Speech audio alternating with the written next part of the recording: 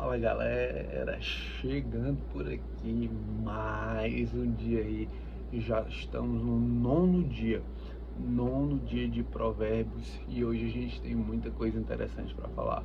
Assim como os outros dias a gente deu sempre algumas dicas aí importantes, hoje não vai ser diferente, hoje tem muita coisa aí para ser conversada, tranquilo? Relembrando a questão da Bíblia que a gente está utilizando, a NTLH, que é a nova tradução da linguagem de hoje, beleza? Nós estamos no Provérbios 9. Provérbios 9, tempo aí para você se encontrar e atualizar na sua Bíblia, tranquilo? Vamos dar início hoje, a gente não vai conversar muito, a gente vai logo pro vamos ver, tranquilo? Provérbios 9, a gente inicia assim, ó. A sabedoria construiu a sua casa sobre 7 colunas. Ponto. Mandou matar animais para uma festa, preparou o vinho e pôs à mesa. Aí mandou as suas empregadas gritarem no lugar mais alto da cidade. Entre gente tola, e disse às pessoas sem juízo: venham, comam a minha comida e bebam o vinho que eu preparei. Pessoal, aqui ele chama a atenção das pessoas para uma história. Aqui é como se fosse uma parábola. E quem conversava sobre parábolas, na verdade, foi Jesus. Jesus ele ensinava por parábola. Mas, Michael, por que Jesus ensinava por parábola? Porque a mensagem, pessoal, não é para todos. A mensagem é para os santos. E aí você me pergunta, mas Michael, quem é santo hoje em dia? Na verdade, a linguagem que eles tratam aqui, e santo significa separado, ou seja, aquele que é santo aqui na Bíblia significa aquele que foi separado, aquele que é diferente. E quando se fala em parábolas, ele está mandando um recado. E isso aqui é um recado para pessoas que foram separadas, para pessoas que são distintas, para pessoas que são diferentes. O recado ele não é para todos. Preste atenção, o recado é só para alguns. Aqui vocês estão assistindo esse vídeo. Esse vídeo significa que vocês que estão recebendo essa mensagem são pessoas que estão separadas, são pessoas que são diferente das outras pessoas. A mensagem ela é dada para alguns e talvez até hoje você não escutou alguém falando isso para você, mas se essa mensagem chega até você, significa que você é um contemplado. Você é um contemplado. Tem uma música aí do meio gospel que fala sobre a contemplação do amor de Deus, ele sendo grato pela contemplação do amor de Deus, ou seja, ele foi contemplado com o amor de Deus. E aqui no primeiro versículo, ele fala assim, ó, a sabedoria construiu a sua casa sobre 7 colunas. Pessoal, existe uma numerologia dentro da Bíblia. Cada número aí, do 1 ao 12, tem um significado, tem um simbolismo. E aqui ele fala sobre 7 colunas. As 7 colunas, o número 7 significa um número perfeito, é um ciclo perfeito. E aí ele fala que a sabedoria construiu essa casa sobre 7 colunas, ela construiu a sua casa sobre um número perfeito, ou seja, ela está bem alicerçada. Beleza? Deu para entender essa parte? Todas as vezes que a Bíblia tratar algum número, principalmente quando se fala em parábolas, ele tem um sentido, ele tem um significado atrás desse número, tá bom? Bora para frente. Ele diz assim, ó: venham, comam a minha comida e bebam o vinho que eu preparei. Isso no versículo 5. No 6 ele disse, ó: deixe a companhia dos tolos e vivam. Sigam o caminho do conhecimento. Pessoal, aqui ele dá um recado importante às pessoas com as quais você anda. Pessoal, se você andar com pessoas que não compactuam com aquilo que você almeja, que não compactuam com aquilo que você pensa, você está andando com as pessoas erradas. Você está se dirigindo para um caminho que não é o seu. Andar com pessoas certas significa andar com pessoas que tenham o mesmo propósito que você. Se você não anda com pessoas que compartilham do mesmo propósito que você não está caminhando para frente. Você não está seguindo aquilo que você tem como propósito. Por isso que é interessante, pessoal, a gente falando sobre network. Quando a gente fala sobre network, a gente fala sobre se conectar com determinadas pessoas. A gente tem objetivos e esses objetivos nos colocam em contato com outras pessoas. E quando a gente não tem esse contato com essas pessoas, a gente vai fazer uma conexão, a gente vai se conectar, ou seja, a gente vai utilizar de network, a gente vai conhecer algum amigo até se aproximar desse tipo de pessoa com a qual a gente quer andar. É interessante que isso mostra um resultado muito grande na vida das pessoas. Isso é ciência. Que você e outra coisa, isso é batido, isso é um conhecimento batido. Ele diz que você é a média das pessoas com as quais você convive. Se você convive com 5 pessoas que não te agregam em nada, tudo bem, você vai ser a média disso, entende?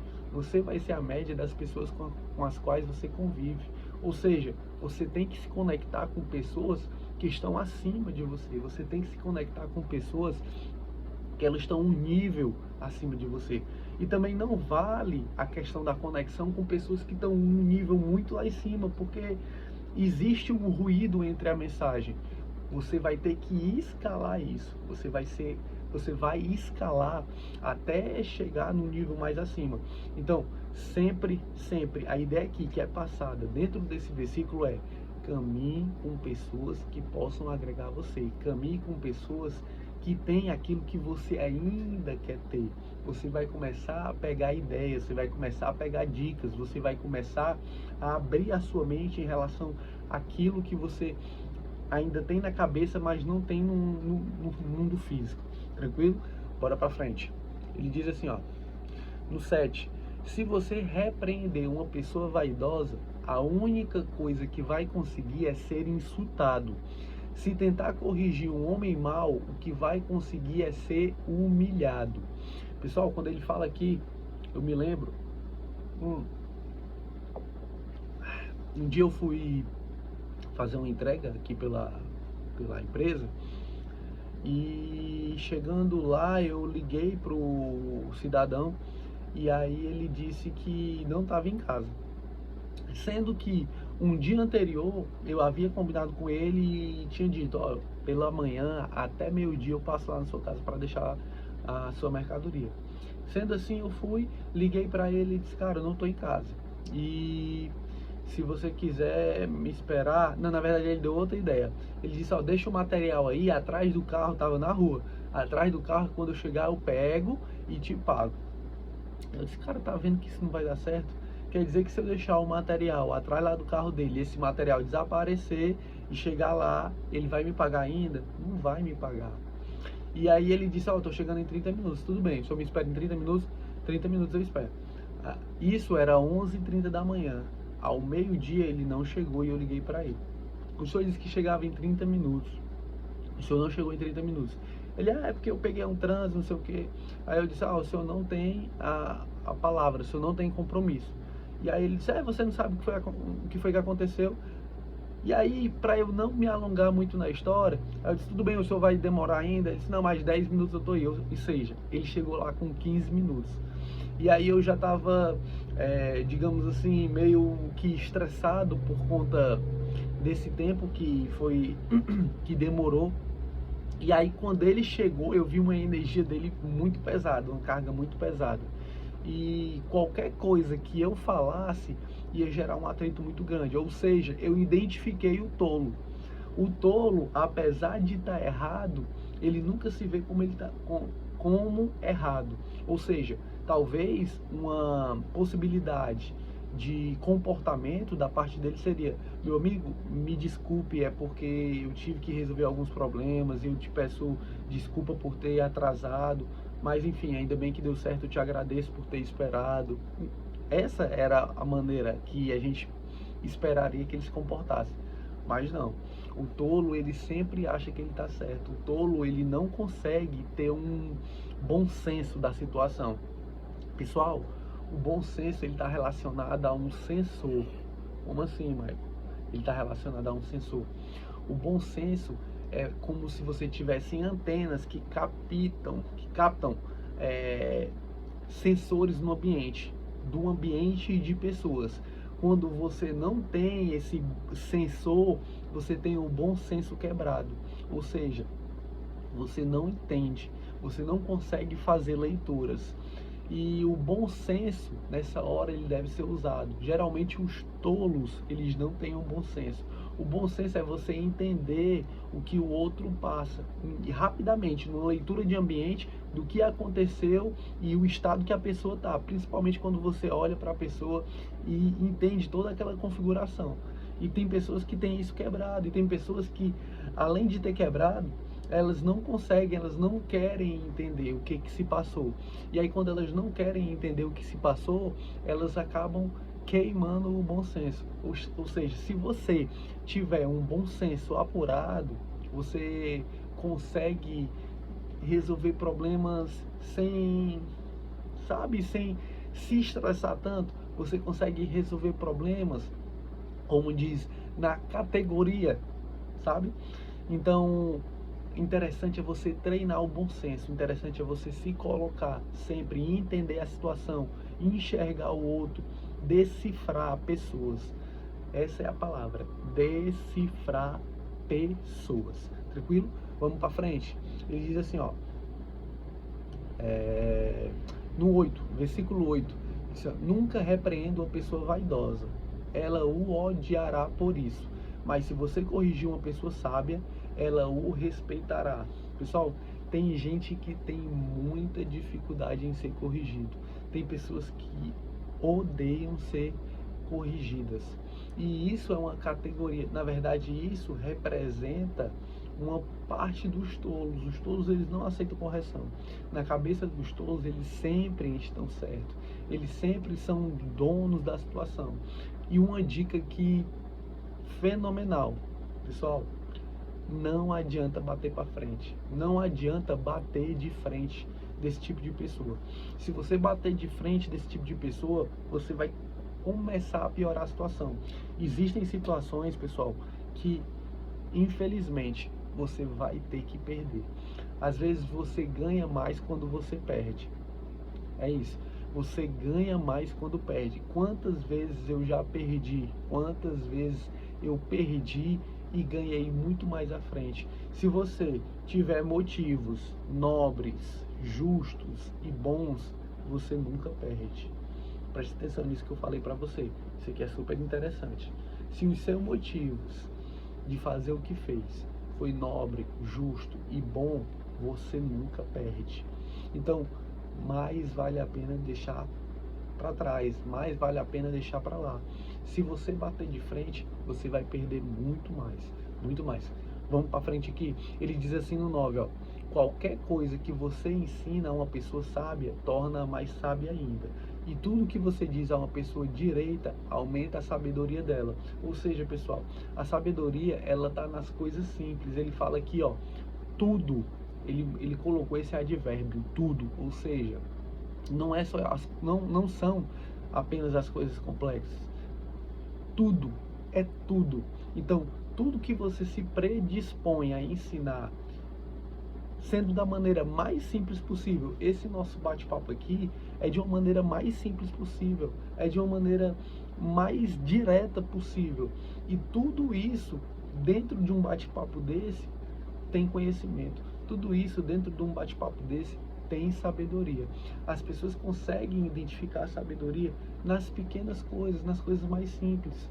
Não é montar uma aula com um slide e fazer projetos. É simplicidade, é simplicidade. É falar olho no olho, é falar o que sente, é falar o que precisa ser dito. E às vezes as coisas que precisam ser ditas são as coisas mais simples. E a gente fica calado, a gente fica calado. Muita coisa deixou de acontecer pelo simples fato de você não falar. Pelo simples fato de você não falar. Muita coisa deixou de ser realizada por você não perguntar. Muita coisa poderia ter existido, poderia ter acontecido se você tivesse aberto a boca, se tivesse falado. A sabedoria, ela está também em falar. Falar quando precisa falar e calar quando precisa calar. A sabedoria, ela mora no falar quando precisa falar e calar quando precisa calar. Vamos para frente. Para ser sábio, isso aqui é no versículo 10, pessoal. Para ser sábio, é preciso primeiro temer a Deus, o Senhor. Se você conhece o Deus Santo, então você tem compreensão das coisas. Percebe, pessoal? Ele fala aqui duas coisas importantes. Primeiro, sobre o assunto que a gente falou sobre temer. Temer significa respeitar. Eu postei hoje uma passagem que fala que quando as pessoas têm Deus e faz aquilo que Deus manda e faz aquilo que Deus põe como propósito, eles não estão só. E aqui ele fala sobre temer a Deus, ele fala sobre respeitar, ele fala sobre seguir aquilo que você coloca que ele coloca no seu coração. E ele diz aqui também, ó, se você conhece a Deus, então você tem compreensão das coisas. A Bíblia, quando ela fala em conhecer, ela fala sobre ter intimidade, quando você se conecta, quando de fato você está ligado. Quando você tem intimidade, você começa a compreender as coisas que você não compreendia. Você começa a entender coisas que são espirituais. Existe outra passagem que Jesus fala sobre, ele diz assim, ó, se vocês não compreendem quando eu falo sobre as coisas terrestres, quem dirá sobre as coisas espirituais? Ou seja, quando você começa a conhecer Deus, quando você começa a se conectar com Deus, as coisas espirituais começam a ficar esclarecidas. Você começa a visualizar coisas espirituais. Isso começa a fazer parte das coisas mais simples. Isso há tempos era complexo para mim, mas quando você tem uma intimidade, você começa a ter mais compreensão das coisas, você começa a ter outra visão, e isso é bem importante. Isso traz mais, é aquela coisa de quanto mais você se aproxima, mais você está junto, mais você consegue identificar essa presença. Então, quando você conhece Deus, você tem compreensão das coisas que são de Deus, você tem compreensão das pessoas que são de Deus. Fica muito fácil identificar. Essas pessoas, elas começam a liberar um aroma, essas pessoas começam a emanar uma carga espiritual. E existe um campo energético. E aqui eu estou falando para vocês, e não sei se vocês conhecem, mas existe um campo energético. Todo mundo tem um campo energético. Na verdade, é um campo almático. Aí você, Maico, mas é estranho, né? Você falar sobre campo energético ou campo almático. E eu posso te mostrar, e eu posso te provar, na verdade, através da física. A física, ela existe um campo dentro da física. Quando você pega um átomo, existe um campo, existe energia. A física quântica, pessoal, nada mais é do que energia. É energia colocada. Se tiver um átomo, existe energia. Existe energia num copo desse, aqui tem átomos. Quando você pensa e você direciona pensamentos, existe uma carga energética dentro disso, existe uma informação. Eu queria falar tanta coisa para vocês, mas talvez não seja o momento. Esse não seja o momento, mas eu vou te contar. Tinha um irmãozinho que fazia um serviço aqui pra gente. Ele é evangélico, e daqueles evangélicos bem forte, daqueles evangélicos que faz qualquer pessoa ter raiva da Bíblia e de Deus, porque ele passa do ponto. Só para dizer para vocês, Deus, ele não precisa de um advogado. Vocês entendem? Você não precisa estar defendendo Deus. Ele não precisa da sua ajuda para defender. Que fique claro isso. E tem pessoas que querem defender Deus, que querem fazer disso de uma maneira que acaba ficando chato, que acaba repelindo pessoas. Essas pessoas são chamadas pessoas religiosas. Elas começam a fazer você ter uma repulsa. É tanto que quando ele está por aqui, eu não toco em nenhum assunto desse, porque ele passa do ponto, ele é o excesso. E aí ele falou que queria o meu relógio. tava com um relógio, à época esse relógio eu gostava demais dele, demais. Era um relógio que eu era dia com